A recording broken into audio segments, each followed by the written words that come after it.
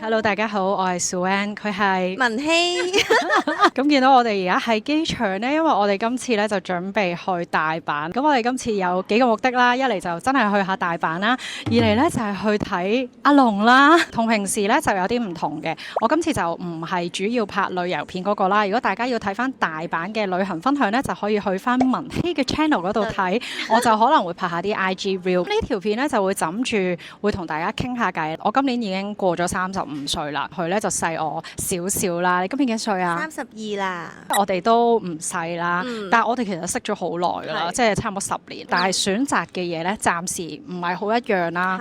即係我又已經有2個小朋友，我大女都6歲啦。咁但係咧，你就有個好穩定嘅男朋友啦，應該暫時都係自由自在啲咯，即係都想。朋友嗰方面就未諗啦，係咪？未諗啊，都係覺得順其自然。轉頭我哋去到大阪再傾，因為我咧收集咗啲觀眾對於30歲之後價值觀轉變嘅一啲諗法。佢咧就係嗰啲事業拼搏型啦，咁所以都會有唔同嘅 plan 嘅。咁我覺得呢個主題係有唔同嘅選擇咧，都幾好嘅。係咯，我哋轉頭再傾啦，我哋準備上機啦。Yeah。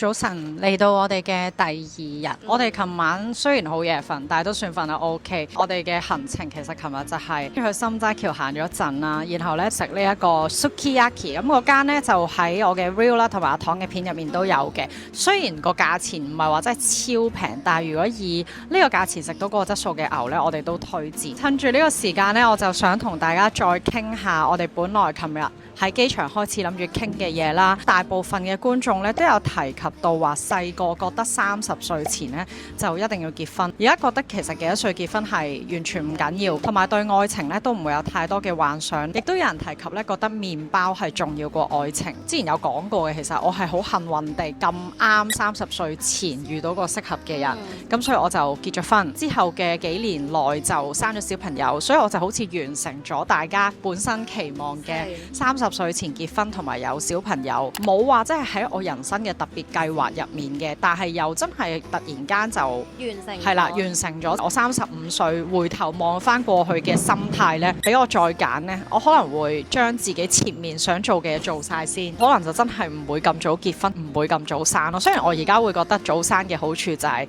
早啲脫苦海啦，即係好似我想去嘅好多地方啦，even 我而家連馬爾代夫都未去啊，歐洲有好多地方都仲想去啊，又或者攀山涉水啲嘅嘢啊，潛水啊嗰啲嘢，其實真係都有排都未做到。本身我個人呢，我都有一個童話式嘅想法啦，就係可能我25歲就要結婚，跟住26、7歲就生小朋友啊咁樣啦。咁到我而家就32歲，可能本身我嘅朋輩影響呢，佢哋全部都比較遲婚，加上呢，就係我會覺得而家30歲之後嘅生活先係我覺得新開始。係啦，應該係因為30歲之後咧，經濟上比較有能力啊，咁可以做多啲選擇，反而更清楚自己係想要啲咩同唔想要啲咩。嗰陣時先決定一啲嘢都未遲。同埋而家嘅醫美咁發達啦，其實啲女仔都唔使太怕會老得快啊，或者個選擇權唔喺你度。我哋身邊都有好多例子係離埋婚再婚，即係都有呢啲故事咯。但係都係講緊係20幾至30幾歲發生。係啊，即係我覺得有好多女仔啦，離完婚之後咧，更加係令到自己嘅生活更加好咯。我哋會喺網上面睇好多嘅評論啊，或者佢哋嘅故事。其實成熟咗嘅人，你就會可能有好多新嘅想法啦，或者唔會好似細個咁樣跟住個時間表去行啊。即係好似到而家，我就會覺得多啲去旅行睇多啲嘢。咁因為我未生小朋友啊嘛，咁所以可能將啲錢就會可能留翻俾自己。醫美亦都好發達啦，即係如果你要 keep 嘅，其實係完全冇問題。同埋我要話俾大家聽，而家呢嗰個即係感情上嘅食物最頂層係姐姐啊！如果想生小朋友嘅話，科技上咩雪卵啊嗰啲嘢，其實你都係冇問題噶嘛。最緊要係可能事業基礎啊等等要做得好，你揾到錢，咁你就可以做好多嘢咯。咁樣講雖然係好難聽啦，即係我唔知呢段會唔會 cut 走。香港咪個社會越嚟越可能負面啊，唔開心。其實韓國社會嗰啲都係，當你冇一定嘅經濟條件底下呢，連自己呢都唔係好處理到。佢又冇自己揀揀嚟呢個世界，咁你提供唔到現代社會需求上嘅嘢俾佢嘅話，其實佢嚟都係盞受苦，都好容易唔開心啦，又走翻落去下一個循環嗰度。所以我覺得喺生之前要諗清楚，同埋計清楚條數咯，即係唔好覺得到時先算啦，有人湊㗎啦。喺呢個年代唔係好行得通，因為好影響個小朋友嘅自信。即係可能本身我要求都有啲高啦，即係會覺得我一定要有某一個基礎，然後先再行下一步咁樣。係，今日已經嚟到我哋嘅第3日啦。咁咧，琴日真係實在太忙啦，啲行程淨係傾咗少少之後就冇再傾落去。琴日下晝就去咗聖美子，大家都可以睇翻佢嘅片啦，同埋我嘅 reel。琴晚就同佢食咗生日飯啦。而家係啱啱去完美術館嘅，轉頭準備翻酒店換翻套衫之後呢，就會去。就係今次行程嘅目的啦，都多謝佢陪我嚟睇啦。多謝你陪我先啊！睇到個觀眾喺度講話咧，覺得有啲嘢比錢更加重要啦。咁最重要嘅就當然係自己嘅身體健康同埋屋企人嘅健康。做運動都好緊要，工作唔係最重要。其實我覺得呢部分有少少矛盾。工作雖然唔係最重要啦，但係你唔工作呢，又冇錢喎，冇錢呢，其實都冇健康㗎。你見香港啲醫療系統呢，公共嗰啲等好耐啦。咁你自己私家嗰啲其實都真係好貴。我哋琴日喺度 chat chat，佢哋兩個翻咗學之後呢，我先真係覺得個開支特別大，跟住又有其他嗰啲興趣班雜費啊，使咗好多錢出去。係啦，所以呢個財政管理又好重要。早2-3年我做過嗰一次大手術洗傷口呢單嘢，除咗呢一次係我近年做過最記憶係啦嘅手術。包子呢最近斷咗鎖骨咯，因為佢跌咗落地，唔知係咪膊頭落地啦，只係佢拉高隻手嗰陣話好痛，咁我哋就覺得好似唔係好對路，然後再去照 X-ray 咧先知道原來斷咗咯個鎖骨。好彩就係佢哋小朋友復原能力好快啦，就唔使搞啲大手術。佢就話等佢慢慢埋口，然後再遲啲去 check up 就 OK。呢啲咁樣嘅意外真係會唔知幾時噶嘛。多謝煲呔贊助今次條片，就俾更加多人知道自願醫保嘅重要性。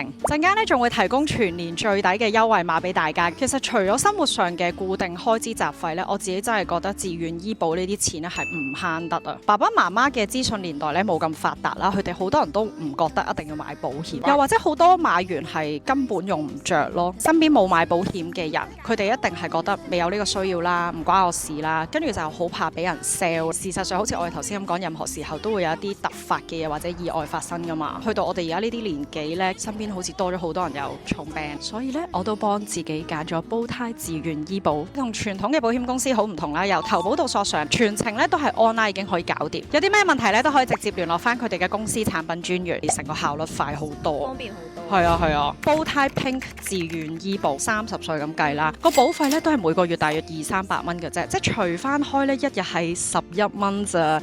今時今日喺香港咧，大約都係買一個麵包左右嘅價錢，但係咁樣咧就已經可以為你做到任何住院或者任何日間手術100% 嘅全數賠償。跟住小朋友又唔同大人啦，比較多機會會有唔同嘅突發事件需要住院，全數賠償嘅 plan 咧就唔使煩啦，有保險公司包底。仲可以安排出院免找數服務，免找數咁爽，係有問題咧，仲可以有專員1對1跟進，咁就可以慳翻個佣金，保費都抵啲啊！嚟緊呢就嚟雙11啦，咁煲呔咧就提供咗一個全年最抵嘅優惠碼俾大家，可以享有自願醫保免11個月嘅保費，係咪超誇張啊？真係好抵啊！我哋出發去揾阿龍先，晏啲再傾。我哋而家已經喺 GD 場館嗰度等睇演唱會啦，所以又可以傾下偈。我又讀下大家啲 comment 出嚟先。拒絕不必要的社交，職場好難有真朋友，遠離有毒嘅朋友，唔使勉強維持價值觀唔同嘅關係啦。曾經以為係一世嘅朋友，原來係會因為生活嘅諗法同埋時間越行越遠，變相朋友越嚟越少。但係重質不重量，唔好委屈自己。總之個結論係年紀越大，朋友越少啦。咁當然係你會社交嘅時間少咗啦，因為無論你要返工定係好似有家庭，即係唔同圈子咁，有啲係你中學、小學同學，咁我當你未必 keep 到，可能有啲人又去咗唔同嘅地方，好似之前移咗民去英國嘅人，咁你移咗民之後，你都會識到啲新嘅朋友噶嘛，你會總係喺唔同階段識到啲新嘅朋友咯。即係可能我而家學緊打網球嘅，咁然後你就會揾到同一興趣嘅人一 group 咁樣咯。即係可能我要同你去講打網球嘅嘢，咁你就會唔明白咯。所以其實會慢慢咁樣去篩選唔同嘅朋友咯。即係好似我今次帶帶你過嚟追星。嗯咁我自己都因為追星而識咗一啲新嘅朋友。嗯咁當然其實每一個朋友喺你心目中擺嘅嗰個位係可能有啲唔同，你會喺做呢樣嘢嘅時候諗到呢個朋友。咁我唔會打俾你講小朋友嘢，或者係同你分享啲個女病咗點算啊，食邊隻藥啊嗰啲。咁你自自然然就有啲習慣性嘅交際咯。係。佢同佢男朋友都做生意啦，唔可以好接喺屋企噶嘛。係啦，即係可能多啲嘅人際關係啊，跟住之後睇下有冇啲即係人可以幫忙啊，或者合作啊，朋友即係真係會慢慢飛歐啦，但係又有啲新嘅朋友就會到來咁樣咯。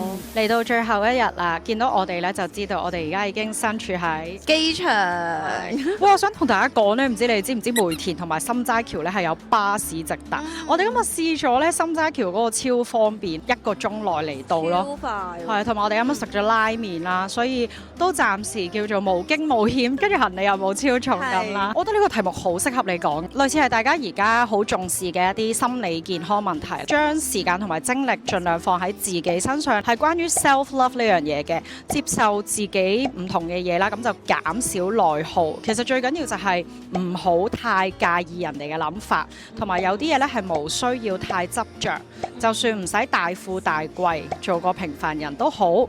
去下旅行食下好西最開心。我個人呢，其實都真係好冇所謂嘅，咁所以呢，其實有陣時人哋講啲咩我咪聽下咯，即係對我唔好嘅時候我都話算啦算啦，都唔係同佢過人世咁啊算啦。嗰啲人其實好唔影響你嘅人生。係啦，即係我會覺得我更加唔需要理佢，最緊要係自己開心做緊嘅嘢，覺得 OK 咁咪得咯。唔愛自己，你唔識愛人㗎都。係啦，無論你係女朋友定係媽媽，太犧牲咗啲嘢俾人，其實你都係唔開心。係㗎，所以我覺得最緊要係着重自己多啲咯。所以我覺得呢個題目真係好啱你講。係啊，係嘛？我唔係好特別做到呢件事。當然做我哋呢行咁都有網絡上嘅嘢啦。除咗呢啲之後，可能我由細到大都會 care 人哋點諗多啲嘅。我諗其實你細個可能都會有少少嘅，即係只係隨着成長同自己講越嚟越唔 care 咁樣啫。嚟到而家呢啲年紀都唔學識放低呢，就真係可能以後嘅人生最辛苦嗰個。就係自己咯，即係不停係咁諗，不停係咁內耗啊。係啊，內耗真係好辛苦啊！即係可能你當下都已經完結咗啦，咁然後你過多1個鐘喺度諗緊，我上1個鐘我做緊啲乜嘢？係啦，咁其實成件事都會自己都好攰噶嘛，係咪先？雖然呢件事唔係講完就做到，但係可能都可以提醒下自己，擔心緊嗰件事係咪真係咁重要咯？咁而家啲書嘅題目咧，咪話咩你所擔心的事情，其實咩99% 都唔會發生，即係好似你啱啱擔心超重咁。因為我真係覺得好似買咗好多嘢，最緊要係放輕啲咯，佛系啲咯，舒服啲咯。當然知道香港人都即係好急啊，或者點樣啦，同埋個文化係比較多啲負能量同係啊，其實我都覺得係㗎，所以更加要愛自己咯。中意做嘅嘢咪去做咯，唔需要理太多㗎喎。你有冇睇之前大 S 講嗰句嘢咧？佢係好多年前娛樂800同細 S 講嘅。佢話啲人咪成日話要趁後生揾多啲錢，邊度都即係唔好去，等老咗先去。我有聽呢句説話，咁佢咪話咁老咗邊個同你搭訕啊？老咗都着唔到啲靚衫，老咗點點點，我老咗去嚟做咩啊？當然老咗都可以去啦，同埋你點知等唔等到嗰日啊？即係見到世事無常嘅。係啊，所以如果喺能力許可嘅情況下，咁當然都唔係話唔好儲蓄啊，梗係要睇翻自己嗰個經濟狀況啦。咁一年去到一次台灣，係咯，或者一次韓國、日本咁樣，其實真係短 trip 係咯，應該都得嘅，都平有平玩嘅真係。係啦，日本都可以玩得好平嘅。係啦，係咪先？好啦，咁我哋今次呢一個旅行 chit chat 咧，就真係順利完結啦，都傾咗好多嘢啦。希望你中意今次條片啦，同埋記得 follow 翻阿唐啦，仲有睇翻阿唐嗰條片啊，仲有記得 subscribe 我哋兩個嘅 channel， 同埋 follow 我哋兩個嘅 Instagram。拜拜，下次見，拜。